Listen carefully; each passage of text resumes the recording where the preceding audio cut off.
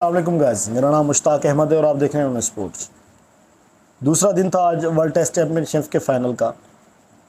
India ने जो bowling की, उसकी जो उसके खिलाफ जो बैटिंग की ऑस्ट्रेलिया के खिलाड़ियों ने, वो डट कर बैटिंग की और ऐसी बैटिंग की कि तारीख रकम कर दी। इतना बड़ा पहाड़ जैसा हदफ सामने रख दिया इंडिया के। तो इंडिया सोच में पड़ गया कि इतना बड़ा स्कोर हमने कैसे इसको डील करना है। जब इंडियन बैटिंग साइड उतरी बैटिंग के लिए, रोहित शर्मा और शुभमन गिल तो बहुत ज़बरदस्त दिखे, विजुअल बहुत अच्छे दिखे, पॉजिटिव इंटेंट थी, बड़े तेज़ खेलना चाह रहे थे। लेकिन उनके जहन के अंदर जो थॉट्स थे वो T20 आइज वाले थे, क्योंकि वो जोन से ही नहीं निकल पा रहे थे। देखिए, जिस तरीके की आप अच्छी परफॉर्मेंस देकर आए किसी एक शॉर्टेड फॉर्मेट के अंदर, लेकिन उसका आप असर अपने टेस्ट क्रिकेट के अंदर नहीं लेके आए। टेस्ट क्रिकेट एक कम्प्लीटली एक डिफरेंट गेम है। ये पेशेंट का गेम है। ये आपने अपने आप को बिल्कुल कंट्रोल, अपने नर्व को बहुत कंट्रोल करके खेलना है। लाजमी नहीं आपने हर बॉल पे चौका मारना है या छिक्का मारना है। आपने सोचना है, आपने देखना है कि मेरी टीम की रिक्वायरमेंट क्या है, मुझे कितनी स्लो खेलना चाहिए, कौन सी बॉल खेलें। आप हर बॉल ज़्यादातर सॉलिड डिफेंस के साथ खेलें, जो बॉल मारने की उसको मारें, आपको कोई नहीं रोक रहा, लेकिन आप खेलें तो तरीके का।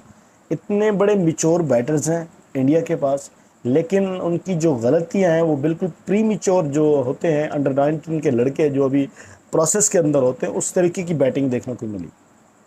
देखें बॉस, ये एक छोटा गेम नहीं था, ये बहुत बड़ा गेम था। ऑस्ट्रेलिया भी काफ़ी टाइम से टेस्ट क्रिकेट नहीं खेला हुआ था, ना ही इंडिया खेला हुआ था। तो इसका मकसद ये था कि अपने आप को, अपने माइंड को आपने रिसाइकल करना था, ट्रांसफॉर्म करना था टेस्ट क्रिकेट के लिए। आपका जो जोन था वो था T20 आइस क्रिकेट वाला। 15 रन से ऊपर कोई खिलाड़ी नहीं जा रहा था। ये तो रहाणे और जडेजा के आप शुक्र करें कि उनको आप सलामी दें और उनको आप शुक्रिया कहें कि जी उन्होंने, जडेजा ने जो 48 रन मारे और 27 रन पे नॉट आउट है रहाणे। तो अगर ये नहीं करते तो मेरे ख्याल से कोई 15 रन से ऊपर तो कोई गया नहीं है। विराट कोहली साहब ने कोई मेरे ख्याल में कोई 14 रन बनाए, शुभमन गिल ने 14 रन बनाए, पुजारा ने भी इतने थोड़े से रन बनाए, 15 रन शर्मा ने बनाए। देखें, पहले जब उन्होंने बॉलिंग की ऑस्ट्रेलिया ने, तो उनकी बॉलिंग के अंदर फ्लोज दिखे, उनको पता नहीं चला कि किस एरिया में किस एरियाज में बॉलिंग करनी है हमने। लेकिन जब उन्होंने देखा कि इंडियन बैटर्स जो उनके ऊपर डोमिनेट करना शुरू हो गए, स्ट्राइक रेट उनका इतना एकदम से 105 110 के करीब चला गया, जो कि वनडे का होता है, तो फिर उन्होंने कहा कि जी हमें कुछ सोचना चाहिए। जब स्कॉट बुलांड को लाते हैं, उनसे अटैक करा देते हैं कि जी आपने बिल्कुल ही अटैक करना है, विकेट के बीचों बीच बॉलिंग करनी है। देखिए, ऑफ स्टंप की उनकी पहला ओवर उन्होंने ऑफ स्टंप पे किया, उनको कामयाबी नहीं मिली। उन्होंने बैटर को जांच लिया कि सेकंड वाला ओवर मैंने कौन कौन सी बॉलिंग करनी है। उनका जो प्लान था वो वर्क कर गया। स्कॉट बुलांड ने जिस तरीके की बॉल डाली थी, सबसे पहली विकेट जो पैट कमिंस ने, कप्तान ने ली है, शर्मा ने की विकेट कप्तान ने ली है। पैट कमिंस भी कप्तान है, शर्मा भी कप्तान है, तो कप्तान की विकेट कप्तान के नाम हुई है। उसके बाद कहानी शुरू होती है शुभमन गिल की। 30 के ऊपर आउट होते हैं रोहित शर्मा और 30 ही रन के मजमूई स्कोर पर आउट होते हैं शुभमन गिल। शुभमन गिल के जो आउट हुए वो मैं खुद देख के दंग रह गया। इतने बेहतरीन क्लासिकल बैटर होकर भी उनको ये नहीं समझ आया ये बॉल पढ़कर अंदर आएगा या नहीं आएगा। लेकिन बहुत ज़बरदस्त एंगल से बॉलिंग कर रहे थे स्कॉट बुलांड, जिस तरीके से वो आउट स्विंग कर रहे थे उसी तरीके से वो स्विंग भी कर रहे थे। लेकिन आपको इतनी थिंकिंग रखनी चाहिए कि कोई भी बॉल हो, ज़्यादा जो करीब आ रहा है उसको डिफेंस तो कम से कम खेलें। वो बिल्कुल खेले ही नहीं, बैट उन्होंने ऐसे लेफ्ट किया, ऊपर किया, बॉल छोड़ने के लिए गया, वो स्टंप के अंदर घुस गई। इतनी अच्छी जब बॉलिंग हो रही है, सामने वाला जब आपको पहले ओवर में बाहर लेकर जा रहा है, इसका मतलब आप खुद समझ जाएं कि नेक्स्ट ओवर में या नेक्स्ट बॉल में वो मुझे अंदर लेकर आएगा। जब वो अंदर लेकर आए तो आप उसके लिए रेडी होने चाहिए कि आप उसको या वहीं बैक फुट से पंच कर दें या फिर डिफेंस खेल दें फ्रंट फुट की तरफ। कुछ भी हो सकता था। लेकिन 30 के ऊपर पहली विकेट गिरती है रोहित शर्मा की, 30 ही रन के ऊपर शुभमन गिल की विकेट गिरती है। फिर थोड़ी सी पार्टनरशिप लगती है चेतेश्वर पुजारा और कोहली के दरमियान, लेकिन वो भी कुछ टाइम चलती नहीं है। चेतेश्वर पुजारा सेम वैसी बॉल का ऊपर कैमरॉन ग्रीन का शिकार हो जाते हैं। कैमरॉन ग्रीन ने विकेट ली चेतेश्वर पुजारा की, सेम वैसी बॉल, और कैच जो पकड़ा स्लिप के ऊपर, वो भी बेहतरीन कैच था स्मिथ ने जो पकड़ा।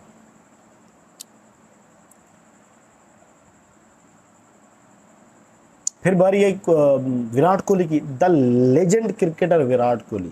देखिए वो बेहतरीन खेल रहे थे, ज़बरदस्त खेल रहे थे, उनकी शॉट्स भी उनकी इनिंग के अंदर हैं, लेकिन उनसे जो मिस्टेक हुई है ना, एक वो मिसरीड कर गया था स्टार्क को। मिचेल स्टार्क उनकी जैसे स्पीड है वो स्पीड के ऊपर चले गए कि मैंने स्पीड को, मेरे लिए कोई मसला ही नहीं है, लेकिन उनकी स्पीड बहुत ज़्यादा काम दिखा रही है, क्योंकि वो जो कंडीशन है इंग्लैंड की ओवल किंगडम की, वो बहुत ज़्यादा सपोर्ट देती है बॉलरों को।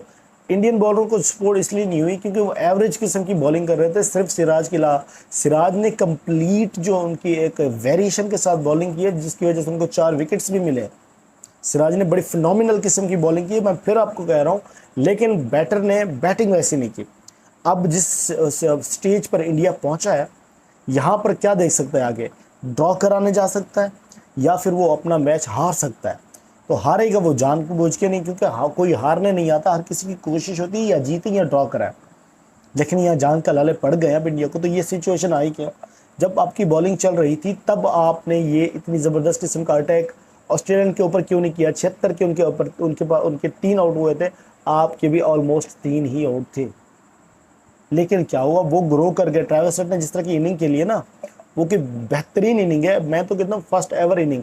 जिस तरह का बड़ा स्टेज है उसमें इस तरह का बड़ा बेहतरीन किस्म का परफॉर्म करना, वो एक ऐसी चीज़ होती है कि आपको सदियों याद रहती है।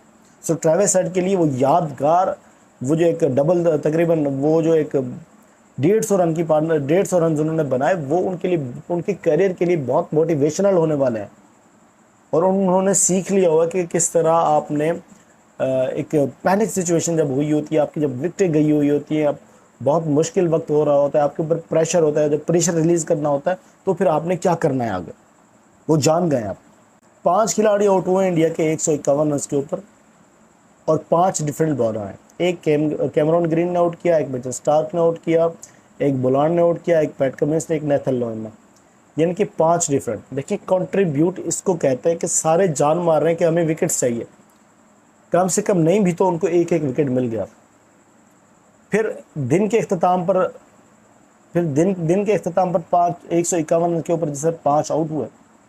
तीसरे दिन का जब खेल शुरू होगा तो इंडिया किस स्ट्रेटजी से गुजरेगा या उतरेगा, तो ये हमें नहीं पता। ये थॉट्स क्या है, उन्होंने डिफेंस करना है, मैच बचाना है, ड्रॉ करवाना है, या फिर मैच जीतना है। ऑस्ट्रेलिया कोशिश करेगी जीतने की, और फॉलो ऑन हो सकता है आ जाए। जिस तरह की इंडिया की सिचुएशन बनी हुई है, सिर्फ रहाने बेहतरीन किस्म का खेल रहे हैं, उनके साथ शार्दुल ठाकुर, उनके साथ जो केएस भारत खड़े हुए, उसके बाद शार्दुल ठाकुर बैठे हैं, उसके बाद एंड है। शामी से आप बैटिंग नहीं करा सकते हो, और दूसरे जो बॉलर्स हैं उनसे भी आप बैटिंग नहीं करा सकते। सिर्फ एक शार्दुल ठाकुर बैठे हुए हैं बस, इसके अलावा और कोई है नहीं। सो आज तक के लिए इतना ही। इस मैच में आज के लिए इतना ही। और एक और बात मैं आपको बताना, तो एक और आपको बात बता दूं कि आपने सुना होगा आकाश चोपड़ा इंडिया के एक साबिक टेस्ट क्रिकेटर भी हैं, और अभी वो कमेंट्री बड़ी क्लास किस्म की करते हैं। उन्होंने कहा है कि जी जो टीम आईसीसी को चाहिए, जो टीम 2 साल लगातार टॉप की पोजीशन संभाले हुए, तो ये ट्रॉफी जो है ग्रेसफुली उनको पकड़ा दी जाए कि ये ट्रॉफी आपकी है। यूं आखिरी मैच करा के एक मैच की बेस के ऊपर आप ट्रॉफी किसी को ना दे। तो उन्होंने ये कहा है, जिस तरह इंडिया की पोजीशन है, तो ये कहना बनता था इसलिए क्योंकि 2 साल इंडिया मुसलसल नंबर 1 पे रही है टेस्ट क्रिकेट के अंदर। इस पॉइंट ऑफ व्यू से वो कह रहे थे। उनका भी कहना है, उनका पॉइंट, उनकी एक आज़ादी इजहार है, जो भी है अच्छा है। जो हमारा चैनल सब्सक्राइब लाजमी करना है, लाजमी। आज तक के लिए इतना ही, मिलते हैं एक नए व्लॉग में। अल्लाह हाफिज़।